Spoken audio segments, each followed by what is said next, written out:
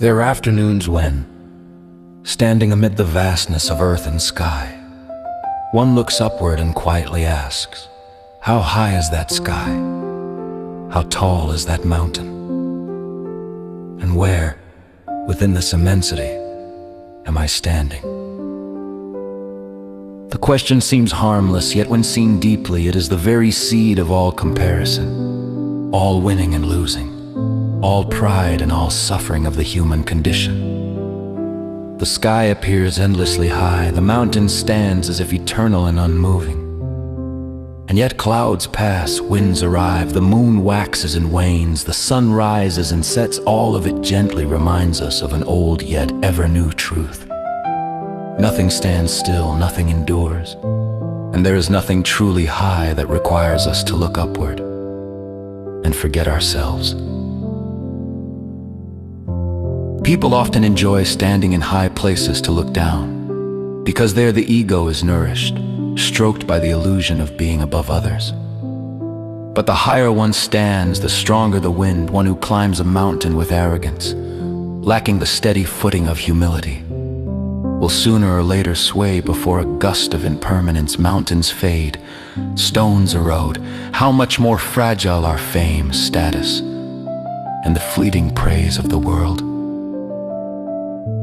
Has anyone ever measured the depth of the sky? Has anyone ever held the moon when clouds gather and conceal it? When the sun sets, does the sky become lower? When the moon hides behind clouds, does the moon disappear? Only our eyes no longer see, and we hastily assume that things have changed. So too with what we call high or low, superior or inferior. They are largely creations of a narrow, conditioned mind. In Buddhism, one does not fear high mountains.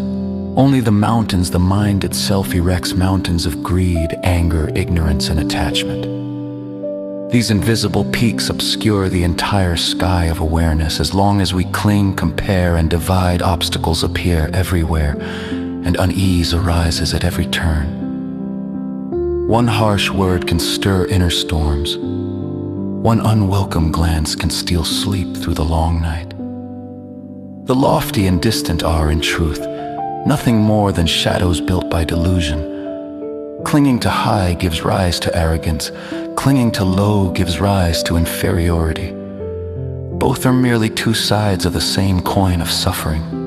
Only when the notion of winning and losing is released does the mind finally have room to breathe, to settle, to rest. At times, a single moment of ease is enough for the whole expanse to open wide. Then we no longer feel small beneath heaven and earth, nor large above anyone else. Heaven and earth have always been within us. There is no need to seek them elsewhere. Mountains remain mountains, clouds remain clouds, but the mind that sees them has changed. No longer grasping, no longer striving to stand higher, just quietly seeing and smiling. The ancients said, when the mind is at peace, the world is at peace. Not because the world sudden becomes gentle, but because when the mind is calm, the ripples of circumstance lose their power to disturb. High and low become mere words. Gain and loss pass like a breeze. A simple bowl of rice is enough to warm the heart. An old porch is enough to shelter a lifetime. Lofty or lowly, in the end, all return to emptiness. This body borrows earth, water, wind, and fire, and one day returns them. Only the awakened mind remains an unextinguished lamp, lighting the path through birth and death. When the mind is clear, even a low place feels at ease. When the mind is deluded, even the highest peak trembles with fear. Thus the practitioner need not climb high, nor hide in low places. One need only look directly into the heart, seeing each arising thought, each subtle attachment. Seeing leads to letting go.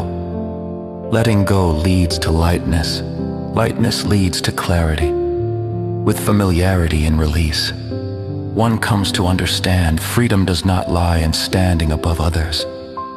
but in no longer being bound by comparison. One morning, after night rain cleared, the sky appeared unusually pure. Not because the sky was higher than yesterday, but because the clouds had passed. So it is with the mind. When the clouds of attachment dissolve, the innate clarity naturally reveals itself, without decoration, without display, simply bright. See through clearly, and confusion falls away. Release fully, and the heart grows light as clouds. Then, however vast heaven and earth may be, we do not lose our way. And wherever we stand in this world, we can still smile with ease. Even the highest dissolves. Even the lowest disappears.